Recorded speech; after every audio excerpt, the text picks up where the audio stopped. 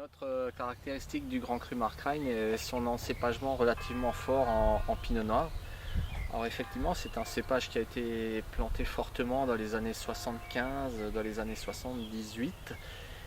Et on constate en fait qu'une partie du terroir est fortement marquée par des oxydes de fer.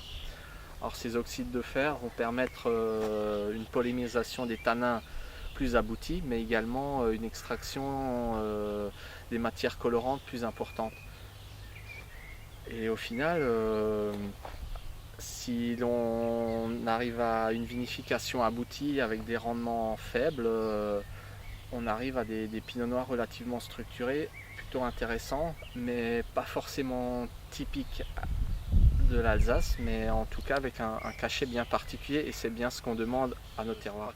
D'autres grands crus méritent de laisser la place à ce cépage qui est extrêmement intéressant. On constate que ces dernières années, on peut parler de réchauffement climatique, mais également des techniques culturelles et de vinification qui permettent de donner des résultats bien plus intéressants encore que les pinots noirs clairets et sans trop d'intérêt produits ici et là, et surtout il y a quelques années. Je te présente un pinot noir qui est issu du Grand Cru Markrein.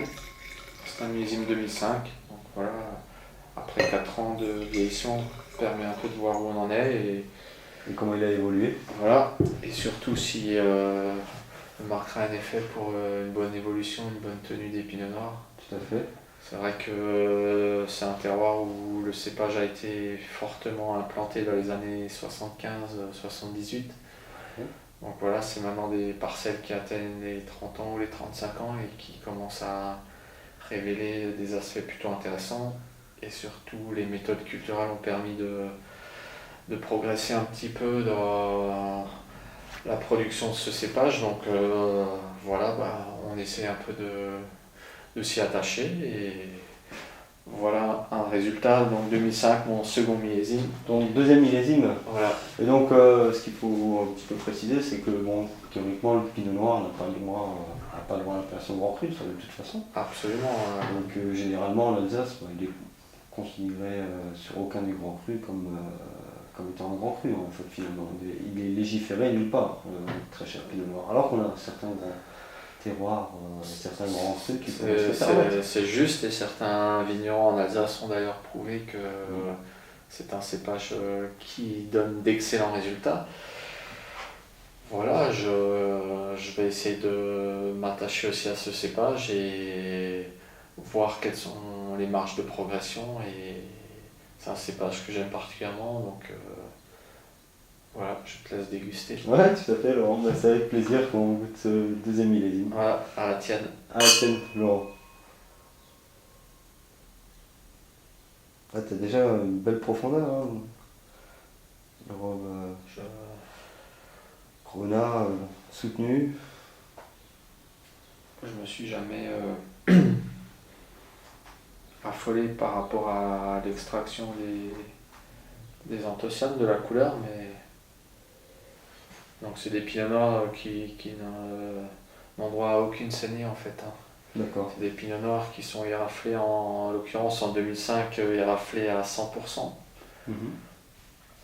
Et de façon manuelle, sans trituration ni pompage, afin de préserver le maximum de baies entières. Donc vraiment la haute couture. L'élaboration d'un grand pinot.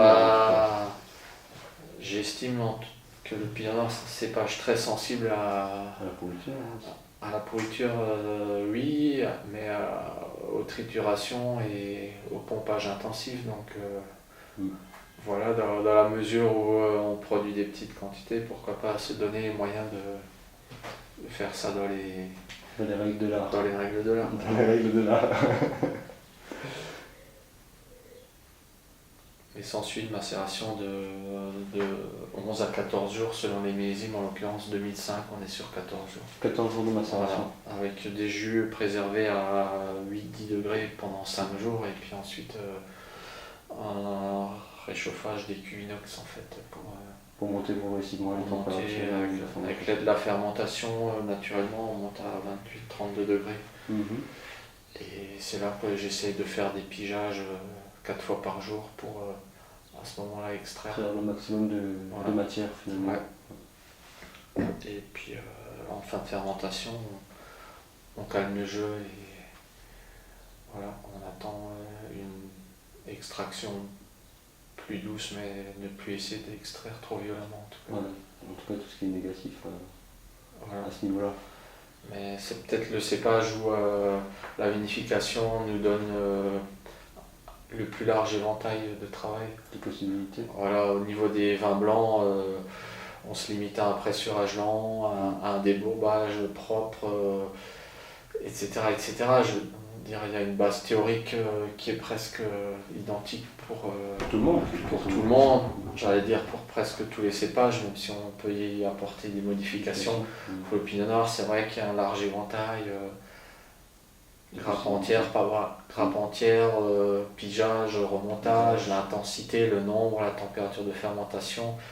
Je parle même pas de l'élevage, barrique, pas barrique, chêne neuf, 12 mois, 18 mois. Il y a un éventail qui est extrêmement complexe. Voilà. Qui est assez large. Ouais. Et en termes d'élevage, tu as Donc en élevage, j'ai choisi de faire un élevage de 12 mois. de 12 mois Sur des barriques âgées de 2 et 3 ans.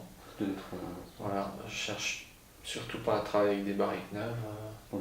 Pas l'apport de bois, tu ne cherches pas du tout. Voilà, bien sûr, avec des vins, des barriques de 2 et 3 ans, on apporte un côté boisé, mais qui normalement doit se fondre avec le vieillissement. Oui, tout à fait, c'est rapide. Mais je compte beaucoup quand même sur le bois. L'apport de l'oxydation ménagère me semble indispensable pour les pinots noirs de garde en tout cas.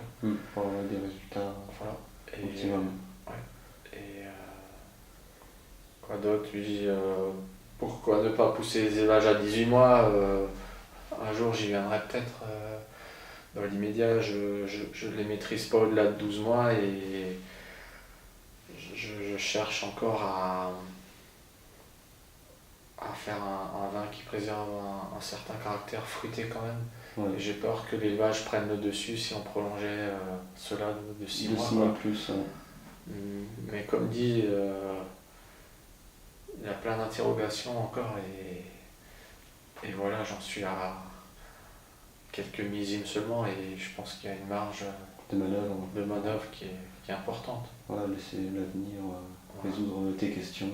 Absolument, c'est ce qui fait la richesse du métier. Tout à fait, écoutons ceci. En tout cas, le premier nez a l'air très fringant déjà. D'accord. Un joli petit panier de fruits rouges. Des belles notes là, de cerises à noyaux, de cerises, les groseilles.